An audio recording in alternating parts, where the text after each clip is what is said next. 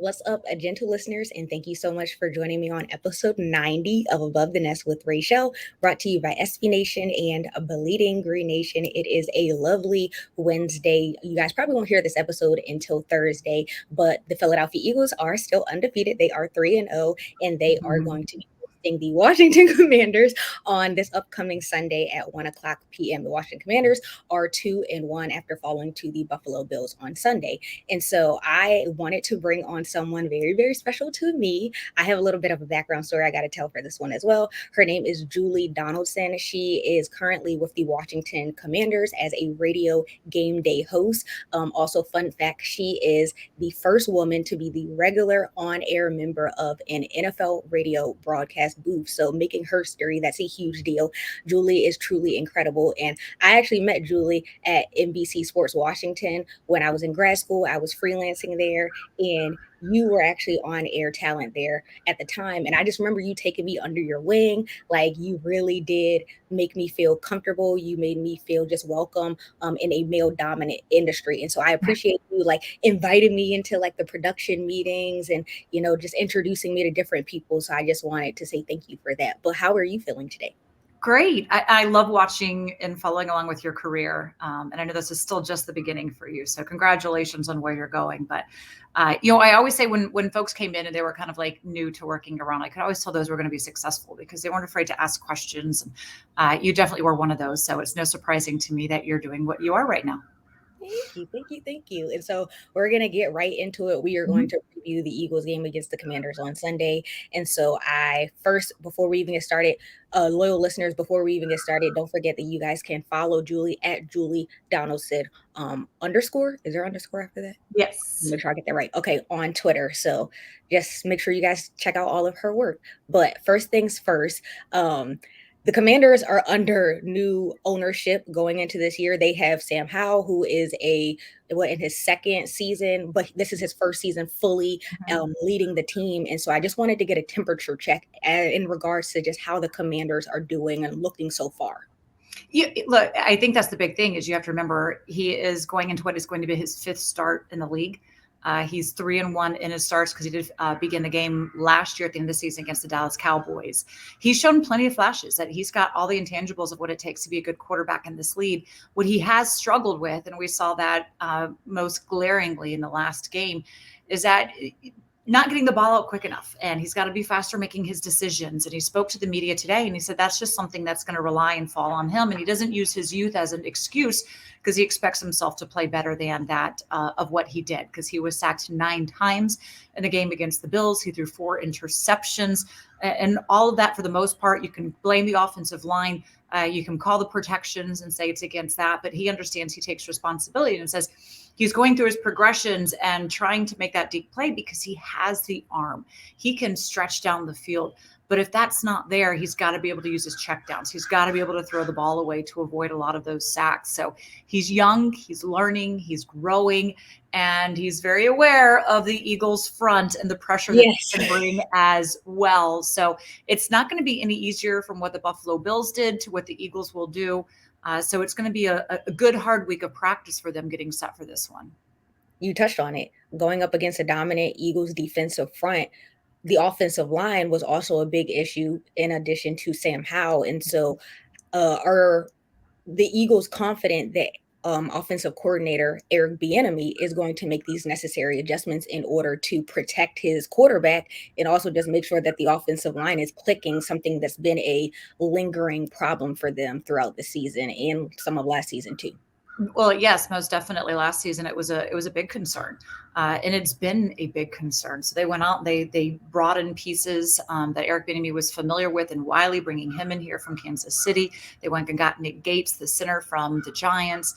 They have Charles Leno that's now in his 10th season. He started pretty much every single game for them. They have a lot of youth on that line too. Sam Cosmi moving over to guard, being drafted as a tackle, taking up that spot in Sadiq Charles. So this is a line that's still learning each other, still coming together. And when you talk to them, there's times where I think they get a little bit of a bad rap for a lot of things. There's other times where it's like, okay, yeah, that's on you. We have to improve in that area. The part that will, I think, come into play is you mentioned Eric Bieniemy. Yes. What is he going to call that will help Sam Howell out? What are they going to do that can kind of help them when that rush is coming, be able to make quick decisions, get the ball out of his hand quickly, help in the protections. Can the running backs help pick up the pass protection? Can they do extra chipping and whatnot?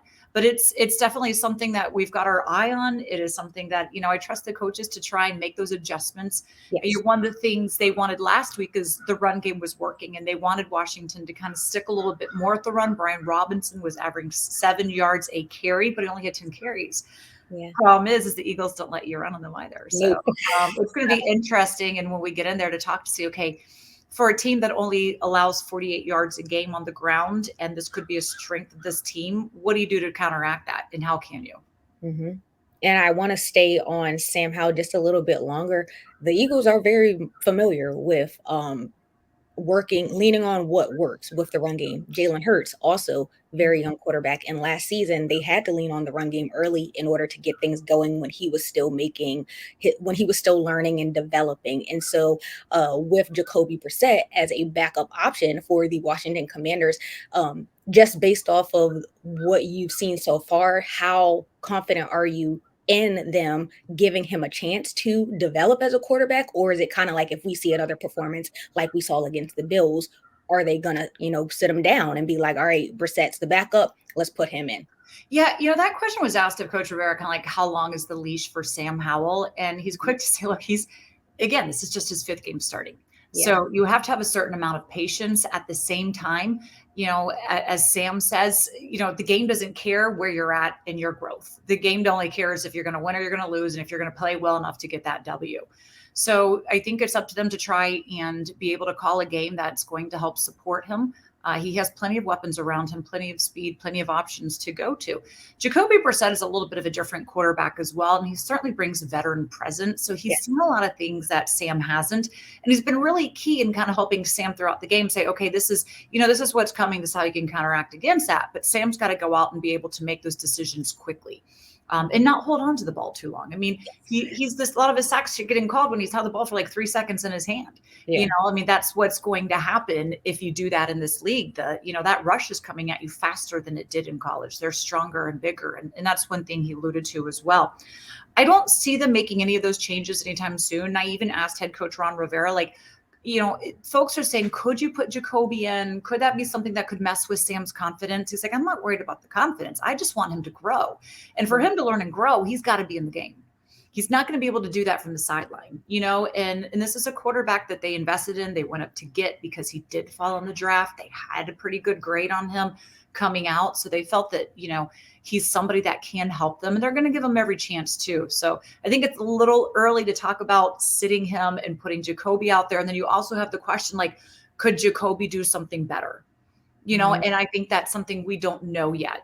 Throughout training camp, Sam was the better quarterback.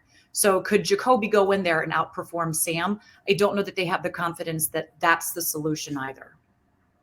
I want to switch to the Eagles' offensive side of the ball. Aside from Jalen Hurts, I want to touch on him a little bit later. But what Eagles' offensive weapons would you say are going to be most threatening going up against the Commanders? I think the big thing is when you have a mobile quarterback who has that ability. We just saw what Josh Allen was able to do, and Washington's defensive front that boasts 4 first-rounders and is one of the top in getting to the quarterback in pressures and sacks, did not have a single sack on him. Now, they have full confidence this unit's going to bounce back together to rush as a team, and you really have to do that in order to contain a mobile quarterback. So I think they're very aware of what Jalen Hurts is capable of doing, especially they've seen him quite a few times. Yeah.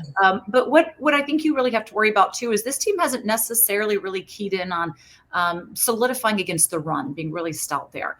And that's something that I know the Eagles are very good at. Of course, you have the weapons with the receivers, but that run game is where I think you can really kind of wear the defense down, pound it out, grind it out. And that's one area that I think this team's really got to shore up on, is not allowing those yards on the ground. Jalen Hurts has not been looking his 100% self. Well, from what we've seen, his 100% self compared to last season so far. And so one of the matchups that I am interested to see is just, like you said, the Commanders' defensive front, because they do have Chase Young back. He was gone for a little while. I want to ask you, it's a 2-part question, but what have you seen from Chase Young so far since he's returned to the team? He makes an impact. He certainly does. He's really locked in and motivated, and that's not just what he's doing on the field. And even he's quick to say, like, he still is expecting more out of his game, but he does impact the game. He can make the quarterback very uncomfortable and play against the run as well. And it's not just him. You've got him on one side, you've got Montez Sweat on the other. And Montez Sweat's come out and already had a pretty predominant season as well, just early on to start. He's in a contract year. So he's highly motivated and learning how to finish. That's the biggest thing they were stressing with Montez. But when Chase is on one side and Montez is on the other, and then you have the two interior tackles and Deron Payne and John Allen in the middle, and then you bring in maybe John Ridgway if they do 5 down D linemen as well. When they work together and they work within the scheme, it is a problem for opposing quarterbacks. And that's just what they have to do, is work within that scheme. But Chase Young out there on the field is a difference maker. He's also a difference maker in the classroom, just really dialed in. And every time I talk with him, he's so much more, I think, appreciative and grateful of having the opportunity he's in, as opposed to just being like, I've arrived. He realizes he's arrived, but he's got to work really hard for that. And he's appreciating being out there, having dealt with so many different injuries that kept him off the field. Yeah, I do think that that's going to be one of the determining factors going into this game, is going to be the defensive front, because Jalen Hurts just hasn't been looking himself. And so it's going to be interesting to see if they can get after him. Mind you, they do have a really talented offensive line. So the trenches, battle of the trenches, is where this game is going to be at the end of the day. And so that's really exciting. Any X factors from the Commander side before we start to wrap things up? One of the big X factors that I think everybody's very nervous about, and Coach Rivera a couple of weeks ago said they will address it when it becomes a problem, is our long snapper, Cameron Cheeseman. He has been off to a really shaky start. They really protected him last week by not putting him out there on the field, minus the one time at the end, just so they weren't shut out. But he's really struggled working through his snaps. And you're fortunate you have a 2-time Pro Bowler and a veteran and just somebody who can really run that, and Tress Way out there as a punter. Joey Sly is a kicker. But if it comes down to special teams and it comes down to a close game, I don't know how much faith they have in him kind of working through this right now. They've been very vocal that they're frustrated with the process. They brought in a bunch of different long snappers to kind of just test and see if somebody else could be better out there. He's not trying to do anything necessarily different. It's just something he's working through. And for every good snap, we'll have a botched one. And that's a problem if it's a tight game. And so I think that could be something that's the X factor in this is special teams. If they have to rely on that, can he be reliable? Okay. And do you want to throw out like a score prediction? Oh, I don't do score predictions. I hate I do. I really do. But I think this one's going to be, and I certainly hope, and I'll be a little bit of a homer here, having worked for the Commanders, is I really do hope that this is a good, tightly contested game. It was really hard seeing this team just not function on any level last week, and really just basically getting blown out and dominated by the Buffalo Bills. So I'm really hoping that, they take that to heart. They look themselves in the mirror as a player and say, I can do better, and put up a more tightly contested game. They know what it takes to go into Philadelphia and silence that crowd. They know what it takes to be able to, hand the Eagles their first defeat of this season. Yeah. Although the personnel is a little bit different this time around than when the Eagles were 8-0, right? And Washington did that. But they know that they have the abilities to do so. So I'm just looking forward to, as I always want, it's just a good game to be in the booth calling. And I think it will be, because at the end of the day, it's a divisional matchup, and those you just never know of those type of games. So it's going to be fun, hard-fought game through it, the entire game. But yes, thank you so much for all of your time and just being available for this. It really means the world to me. Did you want to plug anything before you wrap up? Let the listeners know where to find you. Yeah, no, I think you had it, Julie Donaldson _ and on Instagram, all of that. It's just, I think it's like _ Julie Donaldson. But we'll be there. We do our 2-hour pregame show from the sidelines in Philadelphia 2 hours before kickoff. So we have a fun time being on there for 6 hours on game day, and I wouldn't have it any other way. So, and just so proud of what you're up to and what you're doing. Thank you so much. All right. Thank you. Yeah.